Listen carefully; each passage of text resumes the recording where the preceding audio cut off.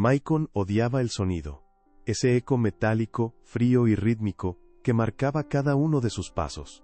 El clic-clac de las muletas de aluminio contra el mármol pulido del vestíbulo del hotel, era como un anuncio de su propia fragilidad.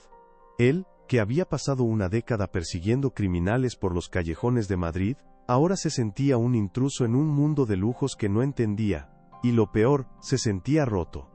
A su lado, Ana, su prometida, brillaba con una luz propia, enfundada en un vestido que costaba más que su sueldo de un mes. Esta noche era sobre ella, sobre su éxito en una empresa donde los lobos vestían de traje, y él era solo el novio herido, el accesorio incómodo. La lesión había sido en acto de servicio, una medalla al valor que ahora pesaba como una condena. Un hombre roto, eso era lo que sentía. El dolor en su pierna era un recordatorio constante de que ya no era el mismo. Ya no era el oficial imponente que podía controlar cualquier situación. Ahora dependía de estas 2 barras de metal para no caerse, mientras el mundo de Ana parecía acelerar hacia un futuro donde él tal vez ya no encajaba. La gala corporativa era el escenario perfecto para esa duda que le carcomía por dentro. Una duda que se reflejaba en los ojos de los demás, en esas miradas rápidas que iban de su rostro a sus muletas. Antes, todo era movimiento. Recordaba los domingos corriendo por el Retiro, con Ana tratando de seguirle el paso, riendo sin aliento. Recordaba cómo sus manos, fuertes y seguras, la habían levantado para celebrar la compra de su pequeño apartamento. Un lugar lleno de planes y promesas. Sobre la repisa de la sala, una foto los mostraba en la cima de una montaña, abrazados, con el mundo a sus pies. En ese entonces, Maicon se sentía invencible. Su vida era una línea recta, proteger a los demás, amar a Ana, construir un futuro. Su rutina era simple y sólida.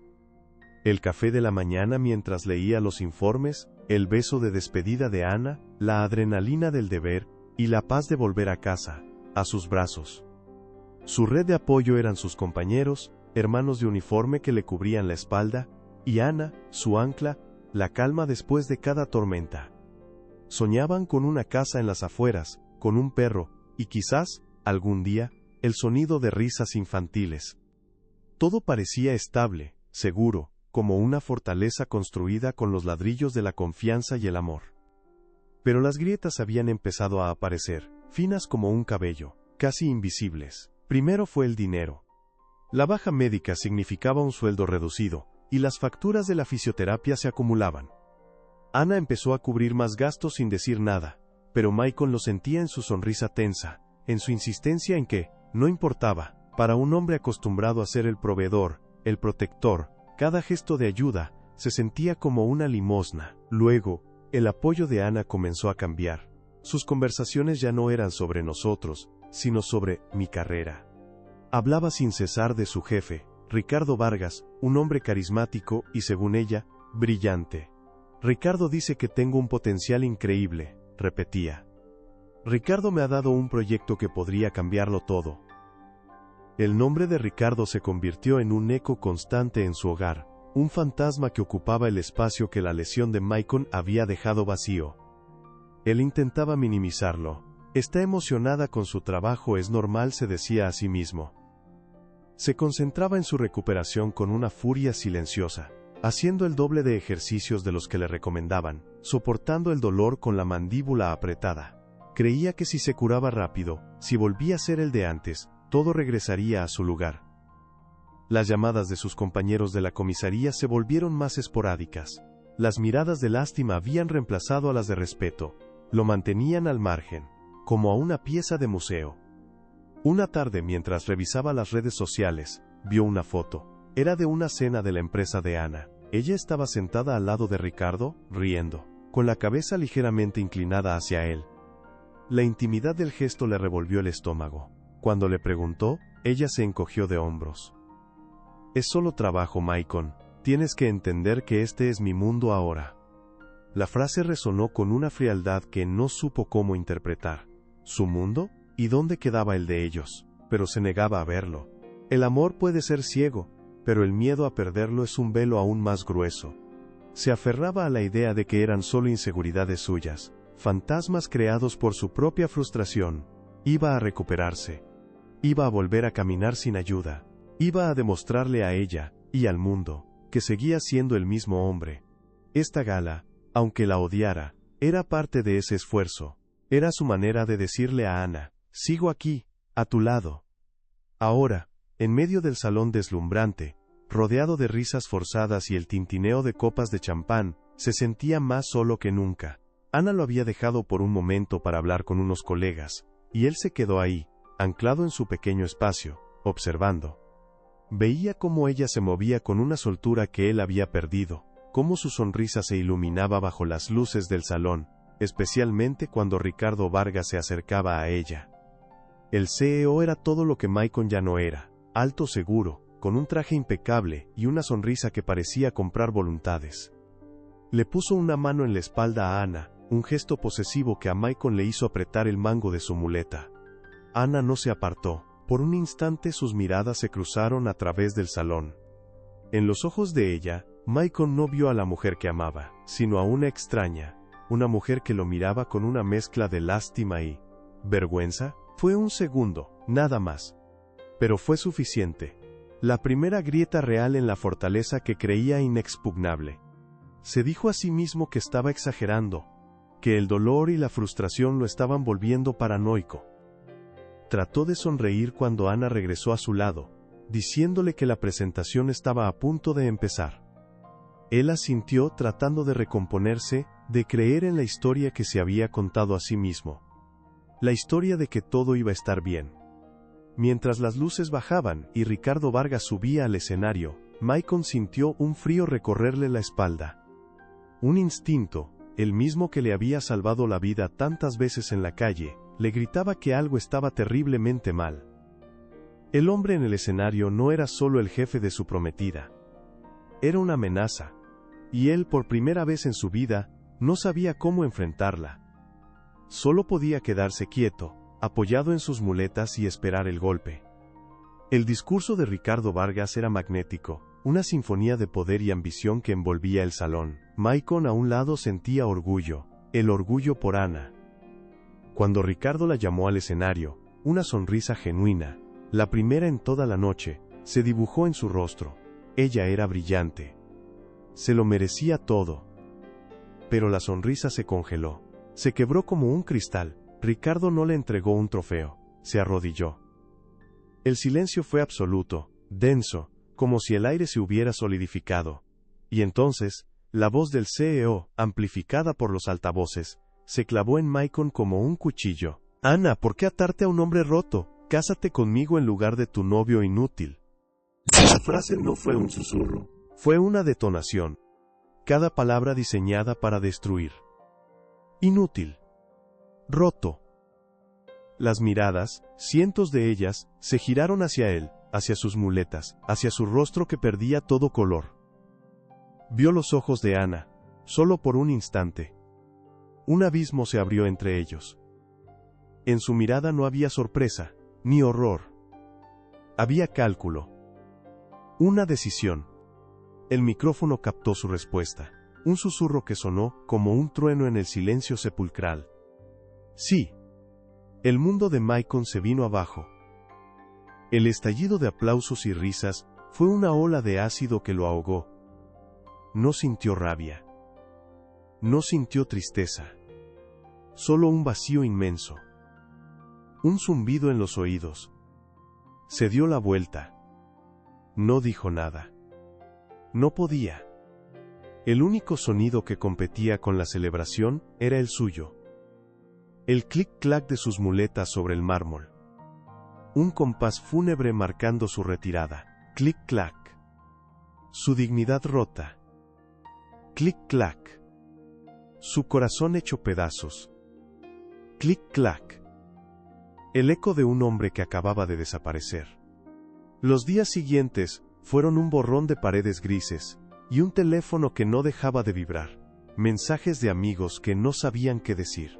Llamadas de compañeros ofreciendo una lástima que quemaba más que el insulto. No contestó a nadie. Se encerró en el apartamento que una vez fue un nido de sueños, y que ahora se sentía como una tumba. Cada objeto era un recuerdo doloroso. La foto en la repisa, su taza de café junto a la de ella, el hueco en el armario donde antes colgaba su ropa. Ana intentó contactarlo, no para pedir perdón, para justificar lo injustificable. Un mensaje de texto, frío, preciso, como un informe forense de su relación. Maicon, sé que duele, pero tienes que ser realista. Ricardo me ofrece una seguridad que tú ya no puedes darme, una vida, un futuro. Lo siento, pero no podía sacrificar mi carrera por tu situación. Su situación, así lo llamaba, como si fuera una enfermedad contagiosa. Releyó el mensaje hasta que las letras bailaron frente a sus ojos. La humillación dio paso a algo más oscuro, más profundo.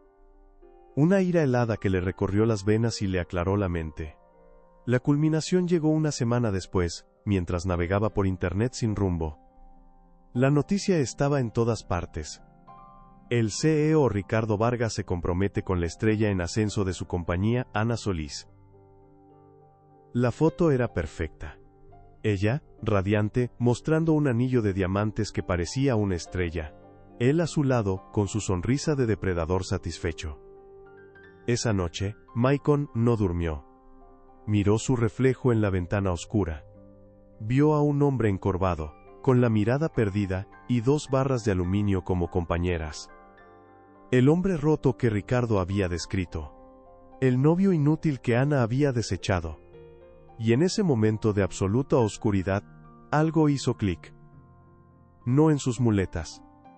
Dentro de él, el dolor no iba a ser su tumba, sería su combustible. A la mañana siguiente, se presentó en la clínica de fisioterapia 1 hora antes de su cita. Quiero duplicar las sesiones, le dijo al terapeuta, con una voz que no había usado en meses, una voz firme. La voz de un oficial. El dolor de la rehabilitación era insoportable. Pero lo abrazó. Cada músculo que ardía era un ladrillo más en su reconstrucción. Cada gota de sudor era una lástima que expulsaba de su cuerpo. Semanas después, en la soledad de su sala se puso de pie, dejó las muletas apoyadas contra la pared, temblaba. Su pierna era una gelatina de dolor. Dio un paso. El suelo pareció moverse. Cayó de rodillas, ahogando un grito. Pero se levantó. Apoyándose en los muebles, sudando, con la mandíbula apretada, dio otro paso. Y otro.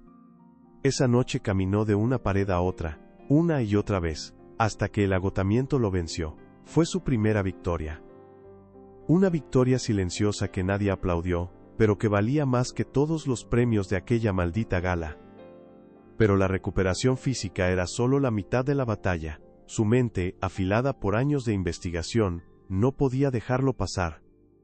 La arrogancia de Ricardo Vargas, esa exhibición pública de crueldad, no era normal. Los hombres así, los que se creen por encima de todo, siempre tienen grietas. Siempre dejan un rastro. Comenzó a cavar. Noches enteras frente a su computadora, usando sus conocimientos y sus contactos de forma discreta. No buscaba venganza. Buscaba la verdad. Buscaba la justicia que su uniforme representaba. Empezó por lo básico. Registros públicos, informes financieros de la empresa, noticias antiguas. Todo parecía impecable. Demasiado impecable. Una noche, hablando con un viejo contacto en la unidad de delitos fiscales, mencionó el nombre de Vargas. El silencio al otro lado de la línea fue elocuente. Ten cuidado con ese tipo, Maicon. Es escurridizo. Hay rumores, pero nada se le pega. Los rumores eran su punto de partida. Pasó semanas siguiendo hilos invisibles, conectando empresas fantasma, revisando licitaciones públicas que la compañía de Vargas siempre ganaba por un margen sospechosamente pequeño. Entrevistó a exempleados descontentos, gente que había sido despedida por no encajar en la cultura de la empresa. Les habló no como un exnovio despechado, sino como el policía que seguía siendo. Se ganó su confianza. Y las piezas comenzaron a encajar.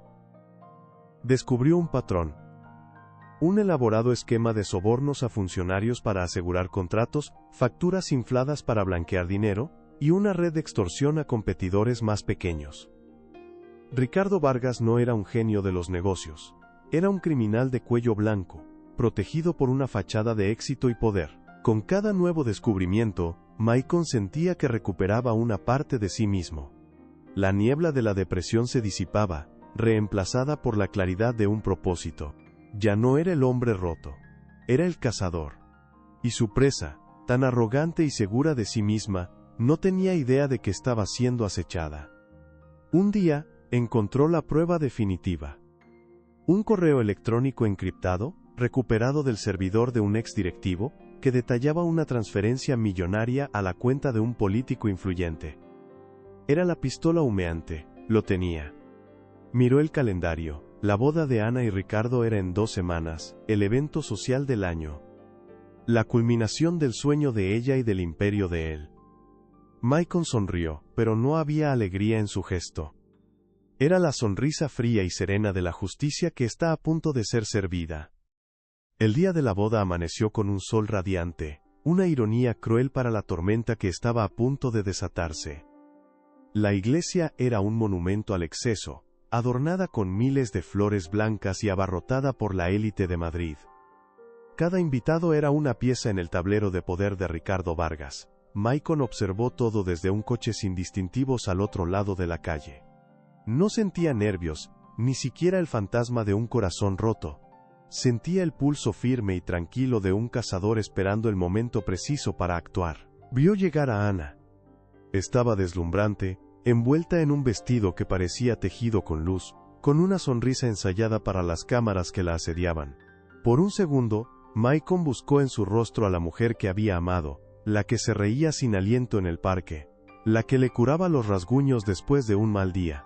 Pero no la encontró, solo vio a una extraña, una actriz interpretando el papel de su vida en el escenario más grande que había podido conseguir. Ricardo a su lado, era la viva imagen del triunfo. Su sonrisa era la de un rey que exhibe su más preciado trofeo. Saludaba a los invitados, aceptaba las felicitaciones, completamente ajeno a la red que se había cerrado a su alrededor. Se creía intocable. Y esa era su mayor debilidad. Maicon esperó. Dejó que la ceremonia comenzara, que la música solemne llenara el aire, que las promesas vacías resonaran contra las bóvedas de piedra. Escuchó por el auricular que llevaba discretamente cómo se desarrollaba el guión de la farsa. Quería que el golpe fuera absoluto, en el punto de máxima arrogancia, en el momento en que Ricardo se sintiera dueño del mundo. El momento llegó. El sacerdote alzó la voz, y sus palabras flotaron en el aire cargado de incienso y perfume caro. Si alguien conoce algún impedimento para que esta unión se celebre, que hable ahora o calle para siempre. Fue entonces cuando las puertas de la iglesia se abrieron de par en par. Un silencio denso cayó sobre la congregación. Todas las cabezas se giraron. Quien entró no era un exnovio buscando revancha. Era el comandante Maicon, vistiendo su uniforme de gala, con las medallas al valor brillando sobre su pecho. A su lado, 2 oficiales de su unidad.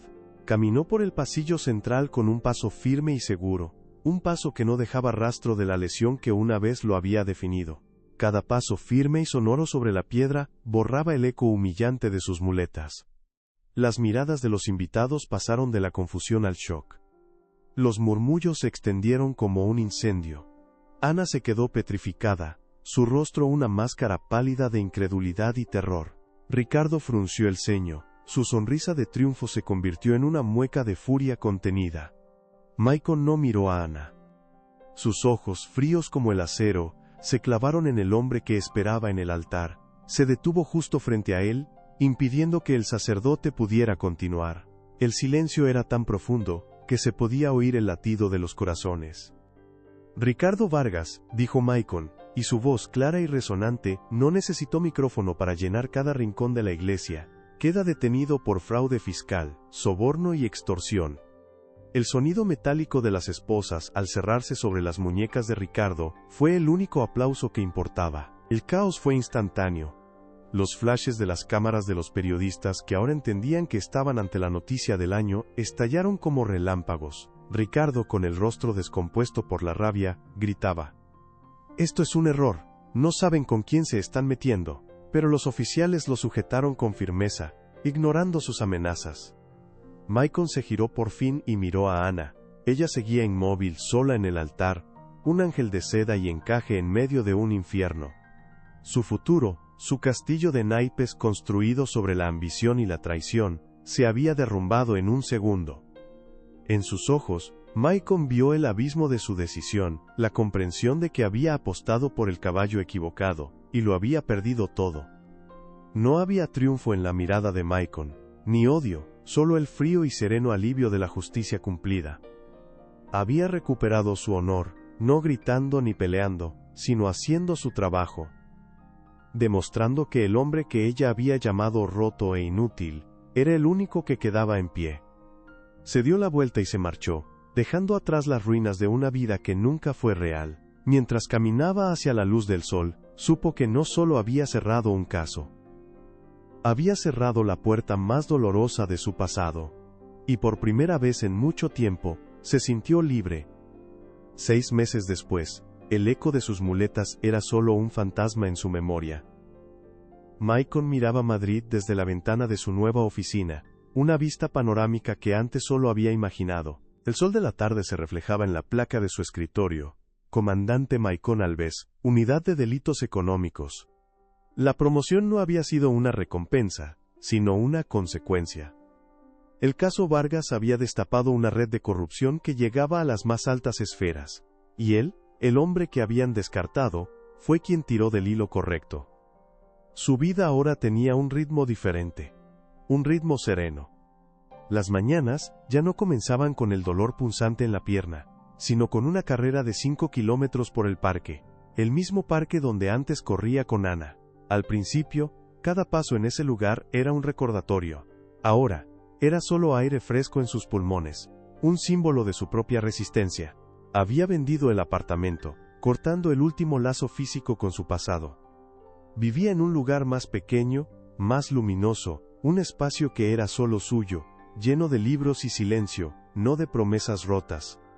Sus compañeros ya no lo miraban con lástima, lo miraban con un respeto que había trascendido la admiración por su valor en la calle. Ahora respetaban su mente, su tenacidad, su capacidad para ver lo que nadie más veía. Había transformado la humillación en enfoque, el dolor en paciencia.